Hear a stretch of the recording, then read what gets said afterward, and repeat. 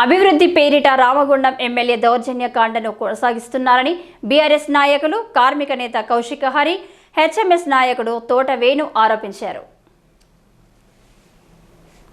Road విస్తరణ నేపథ్యంలో క్వార్టర్లను కోల్పోతున్న బాధితులతో కలిసి సోమవారం ఉదయం గోదావరికని ప్రెస్ క్లబ్లో ఏర్పాటు చేసిన విలేకరుల సమావేశంలో వారు మాట్లాడుతూ స్థానిక ఎమ్మెల్యే సింగరేణి యాజమాన్య వైఖరిని ఎండగట్టారు. చేపట్టే పనుల గురించి చెప్పకుండా, అభివృద్ధిపై ఎలాంటి సమావేశం నిర్వహించకుండా ఏకపక్షంగా క్వార్టర్ల కూల్చివేతకు పాల్పడుతుండడం దుర్మార్గమని మండిపడ్డారు. అభివృద్ధి చేద్దామన్న ఆలోచన ఉన్నప్పుడు ముందుగా బాధితులతో మాట్లాడి వారిని ఒప్పించాల్సిన బాధ్యత స్థానిక ఎమ్మెల్యేపై ఉందని, క్వార్టర్ల బాధితులు కూడా తమ నియోజకవర్గ ప్రజలే అనే విషయాన్ని మరవరాదని సూచించారు. బాధితులకు సరైన క్వార్టర్లను కేటాయించకుండా అర్ధాంతరంగా ఖాళీ చేయమంటూ సింగరేణి యాజమాన్యం కూడా కార్మిక కుటుంబాలను ఇబ్బందులకు గురి చేయడం సరైంది కాదని ఖండించారు. బాధితులు వారికి నచ్చిన క్వార్టర్లకు తరలి వెళ్లేంత వరకు కరెంటు కట్, వాటర్ కట్ చేయడం లాంటి విధానాలను మానుకోవాలని డిమాండ్ చేశారు. ఒక ప్లానింగ్, సమావేశం, చర్చ లేకుండా జరుగుతున్న కూల్చివేత కార్యక్రమానికి సింగరేణి యాజమాన్యం వత్తాసు పలకడం చట్ట విరుద్ధమైనదని విమర్శించారు. ఎమ్మెల్యే అనాలోచిత విధానాల కారణంగానే గత కొన్ని నెలలుగా పారిశ్రామిక ప్రాంతంలో అలజడి మొదలైందని అన్నారు. ఇప్పటికైనా క్వార్టర్ల బాధితుల సమస్యలను పూర్తిగా పరిష్కరించిన తర్వాతే ప్రభుత్వం కానీ సింగరేణి యాజమాన్యం కానీ కూల్చివేత కార్యక్రమం చేపట్టాలని సూచించారు. చేపట్టడానికి నిధులు ఎక్కడి అంటే ఎమ్మెల్యేనా? అసలు ప్రభుత్వం అంటే ఎమ్మెల్యేనా? సింగరేణి కేంద్ర భాగస్వామ్యంలో నడుస్తుంది, రాష్ట్ర ప్రభుత్వ భాగస్వామ్యంలో నడుస్తుంది. దానికి ఒక విధి విధానాలు అంటూ ఏమి ఉండయా? ఇవాళ కలెక్టర్లో, జేసీలో, స్థానిక పాలనాధికారిలో ఎవరు ఇన్వాల్వ్మెంట్ ఉండదా దీంట్లో అని? ఎక్కడ ఉన్నాయి దీనికి సంబంధించినటువంటి పేపర్లు?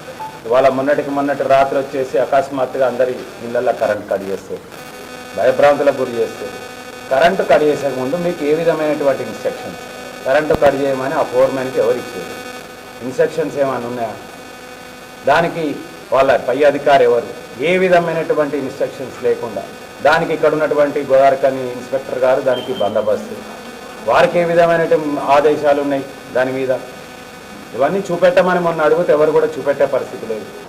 ముఖ్యంగా దీనికి అంతటి కూడా ఇవాళ ట్రేడ్ యూనియన్ చూస్తుంది. ఇక్కడ సింగరేణి కార్మికుల పరిస్థితి అంతా కూడా ట్రేడ్ యూనియన్ చూడాలి. వాళ్ళను వికెట్ చేపియాలన్నా మీకు ఉన్నటువంటి రైతును మేము కాదంటలేము. మీరు ఏం అభివృద్ధి చేస్తారో మాకు తెలియదు. అక్కడ ఎయిర్పోర్ట్ కడతారా, లేకపోతే పెద్దది స్విమ్మింగ్ పూల్ కడతారా, మాకు సంబంధం లేదు. మీరు ఖాళీ చేయమన్నప్పుడు మేము ఖాళీ చేస్తాం. కానీ దానికి ఒక పద్ధతి, విధి విధానాలు ఉంటాయి. మీరు క్వార్టర్లు అలాట్ చేసినామంటారు, అలాట్ చేస్తామని చెప్తారు. ఏ విధమైన క్వార్టర్లు ఖాళీ మీకు ఫిక్స్ చూపెడతారు. దాంట్లో కనీసం పందులు కూడా ఉండడానికి వెనక ముందు చేస్తాయి పందులు కూడా. అట్లాంటి క్వార్టర్లు ఇచ్చి మీరు ఏ విధంగా కొని ఇదేమైనా యుద్ధ ప్రాతిపదిక చేపట్టాల్సిన ప్రాజెక్టా? మాట్లాడకపోవడం ఏంటి? మేము ఖాళీ చేయమని వాళ్ళు కూడా చెప్తలేరు.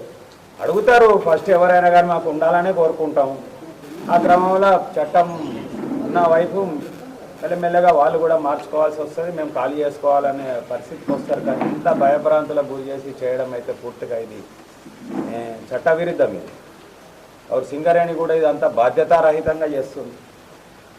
వాళ్ళు ఏమన్నా ఇది అంతా ప్రభుత్వ వ్యవస్థ ఏమైనా ఒక్క మక్కాన్ సింగ్ చెప్పు చేతులలో ఉండేదా?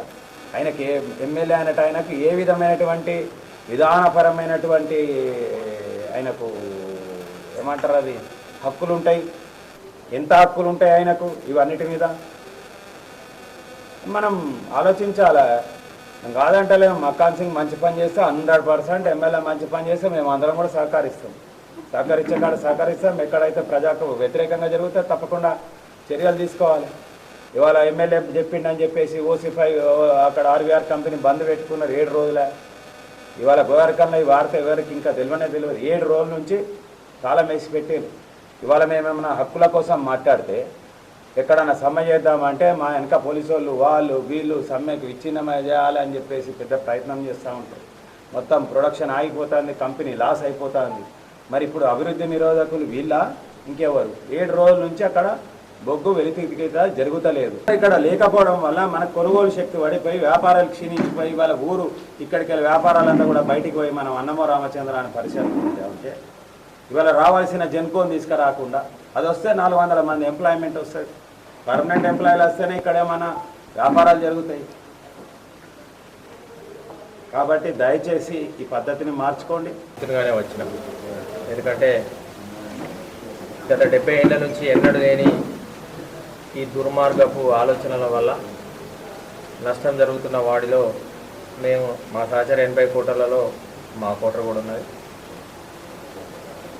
మరి అనవసరమైన పని ఇది అని చెప్పి మొదట చెప్పడం జరిగింది. ఇది సింగరేణి నిర్ణయము, కార్పొరేట్ నిర్ణయము, అక్కడి నుంచి వచ్చింది, ఇది వాళ్ళ నిర్ణయం అని చెప్పేసి ఫస్ట్ కొద్దిగా డైవర్షన్ చేసే కార్యక్రమం జరిగింది. కానీ పాత్రికేయ మిత్రులందరూ కూడా ఇది ఒక చట్టబద్ధమైన డాక్యుమెంట్, ఇది భారత ప్రభుత్వం నుంచి వచ్చింది చట్టబద్ధమైన డాక్యుమెంట్. ఎస్సీ కమిషన్కి ఇందులో కోటర్స్ పోతున్న దాంట్లో 25 మంది దళితులు ఉన్నారు. 25 మంది దళితులు మాకు న్యాయం చేయండి అని ఎస్సీ కమిషన్ ఆశ్రయిస్తే ఎస్సీ కమిషన్ ఒక కేసు నమోదు చేసింది సింగరేణి మీద, SSW/43/24. ఈ కేసు నమోదు చేసి సింగరేణి రిప్లై అడిగితే భారత ప్రభుత్వం కోరింది కాబట్టి ఇమ్మీడియట్లీ ఒక రిప్లై GM గారు పంపింది. దీంట్లో నగ్నంగా ఇది డాక్యుమెంటు, ఇది GM గారి సంతకం. దీంట్లో పచ్చి నగ్నంగా జరిగింది ఏంటంటే, Honorable ML of Ramagundam constituency Sri Makkan Singh Raj Thakur has requested to the C&MD SCCL to take immediate steps as the SCCL quarters constructed 70 years ago in the market area and requested to remove the road widening and parking and construction of shopping complex, Devaladikil shopping complex, in place of the removed quarter, old quarter, accommodate the existing shop owners for the public purpose.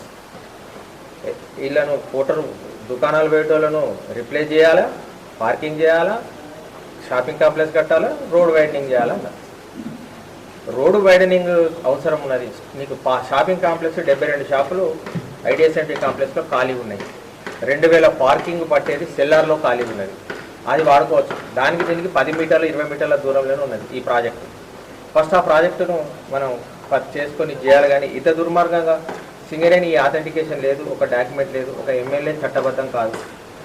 Singareni board of directors, CDM అనుమతి అనేకాలు ఉంటాయి. కూలగొట్టడానికి కూడా debris తరలించడానికి permission కావాలి, municipality కూలగొట్టడానికి కూడా dismantle permission కావాలి. ఇది కేవలము మరి అనాలోచితమైన చర్య.